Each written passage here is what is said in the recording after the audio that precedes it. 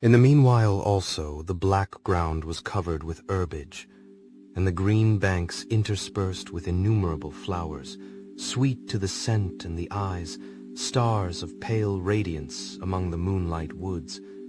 The sun became warmer, the nights clear and balmy. And my nocturnal rambles were an extreme pleasure to me, although they were considerably shortened by the late setting and early rising of the sun, for I never ventured abroad during daylight, fearful of meeting with the same treatment I had formerly endured in the first village. Which I entered. My days were spent in close attention, that I might more speedily master the language. And I may boast that I improved more rapidly than the Arabian, who understood very little and conversed in broken accents, whilst I comprehended and could imitate almost every word that was spoken. While I improved in speech, I also learned the science of letters as it was taught to the stranger, and this opened before me a wide field for wonder and delight. The book from which Felix instructed Safie was Volney's Ruins of Empires. I should not have understood the purport of this book had not Felix, in reading it, given very minute explanations.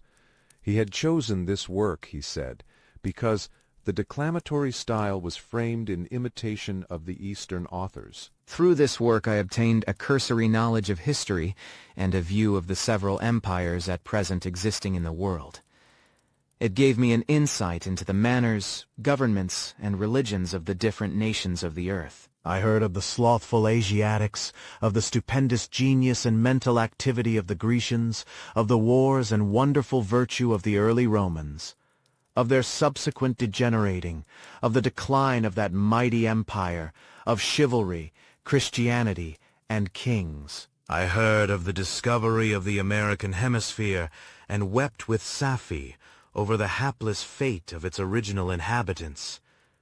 These wonderful narrations inspired me with strange feelings. Was man indeed at once so powerful, so virtuous and magnificent, yet so vicious and base? He appeared at one time a mere scion of the evil principle, and at another as all that can be conceived of noble and godlike. To be a great and virtuous man appeared the highest honor that can befall a sensitive being. To be base and vicious, as many on record have been, appeared the lowest degradation, a condition more abject than that of the blind mole or harmless worm. For a long time I could not conceive how one man could go forth to murder his fellow, or even why there were laws and governments. But when I heard details of vice and bloodshed, my wonder ceased, and I turned away with disgust and loathing. Every conversation of the cottagers now opened new wonders to me. While I listened to the instructions which Felix bestowed upon the Arabian, the strange system of human society was explained to me. I heard of the division of property, of immense wealth and squalid poverty, of rank, descent, and noble blood.